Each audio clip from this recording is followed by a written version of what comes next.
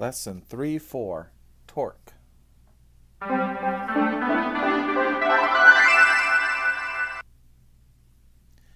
Statics was the study of forces in equilibrium, and equilibrium meant that there was no acceleration. So things like constant velocity or constant speed would indicate equilibrium. We've already studied the first condition of equilibrium, which is that the net force equals 0, because if we have F equals ma, but there's no acceleration, then F equals 0. That means that the x component of the force is 0 and the y component of the force is 0. But they could still rotate, so think of opening a door. In which case would the door open the best? When you're pushing way out from the hinge, right near the hinge, or pushing straight along the door instead of trying to push it open? Well, option A works the best. A big force gives you a larger torque, and the force away from the pivot gives you a large torque. And the force directed perpendicular to the door will give you a large torque. So we want force away from the pivot and perpendicular. So torque is the cross product of the force and distance vectors. This means we use the component of the force that is perpendicular to the lever arm,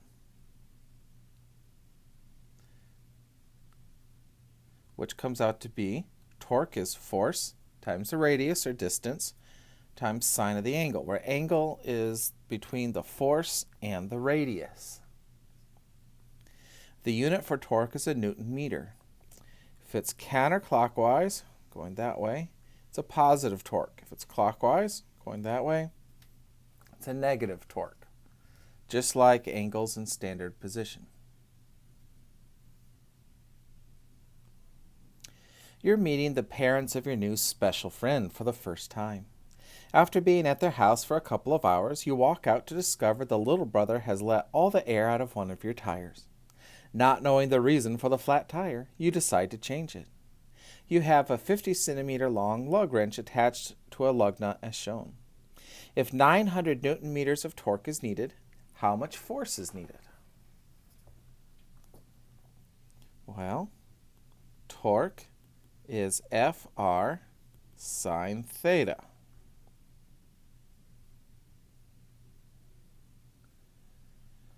Okay. We have 900 Newton meters for our torque. We're looking for the force.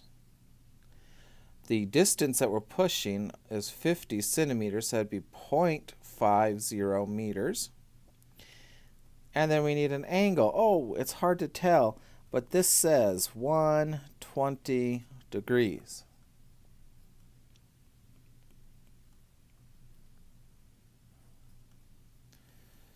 All right, take the 900, divide by the 0.5 times sine of 120, and you get 2078 newtons for the force. So that's quite a bit of force. Could we reduce that force at all?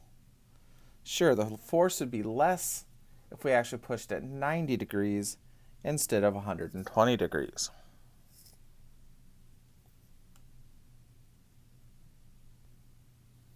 The second condition of equilibrium is that the net torque is 0. So that means there's no acceleration from a net force, so the net force is 0, and no rotation from a net torque. So the net torque is 0.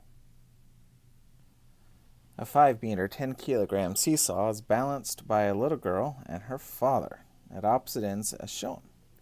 How far from the seesaw's center of mass must the fulcrum be placed? Well, the little girl provides a torque, and the father provides a torque. To be in equilibrium, to be balanced, that means the sum of our torques has to equal 0. And torque is Fr sine theta. So the little girl is going to make a torque that way, counterclockwise, so it's positive. Her force is her weight.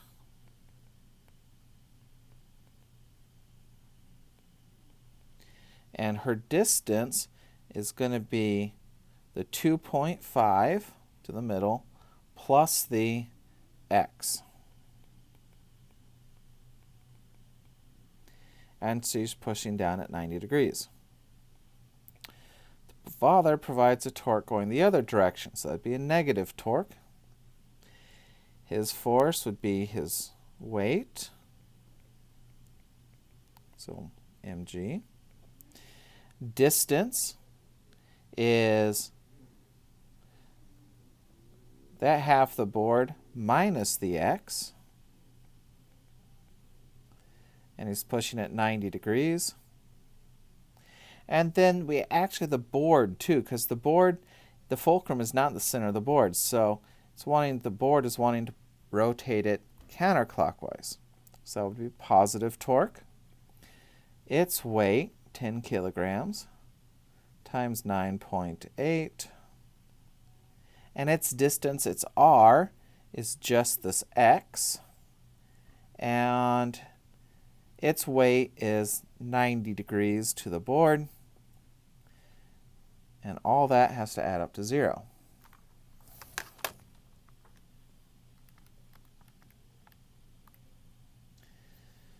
Okay, so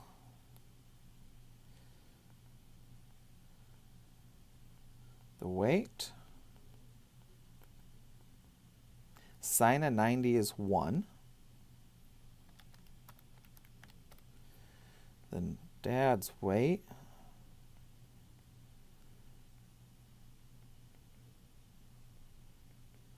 sine of 90 is 1. The board's weight, sine of 90 is 1. So now we could distribute. So I have 62.5 Newton meters plus 245 newtons times x minus the 784 times 2.5. So that's Newton meters, plus, because it's negative times negative, 784 newtons times x, plus the 98 newtons times x. So combine like terms.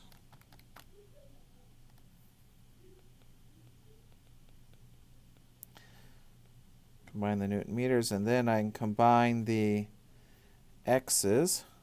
So 245 plus 784 plus 98 .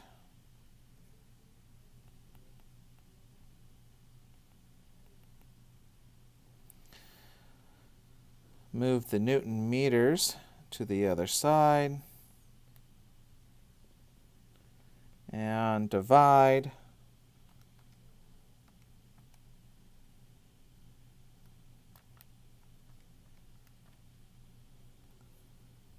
And I get 1.20 meters from the center is where the fulcrum should be.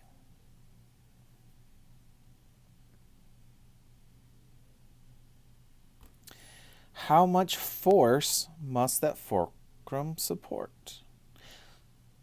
All right, so that is the only thing pushing up. As far as forces go, let's draw forces in blue. We have the normal force from the fulcrum. Otherwise, we have the girl's weight, the weight of the board, and the dad's weight. So all our forces, some of our forces have to be 0. So I have the normal force up, which is what we're looking for, minus the weight of the girl, minus the weight of the board, minus the weight of the father, should equal 0. We already found the weight of the girl was 245 newtons. We found the weight of the board was 98 newtons. We already found the weight of the father was 784 newtons. So add those together. Our normal force, see, 1,127 newtons. That is the amount of force the board must supply.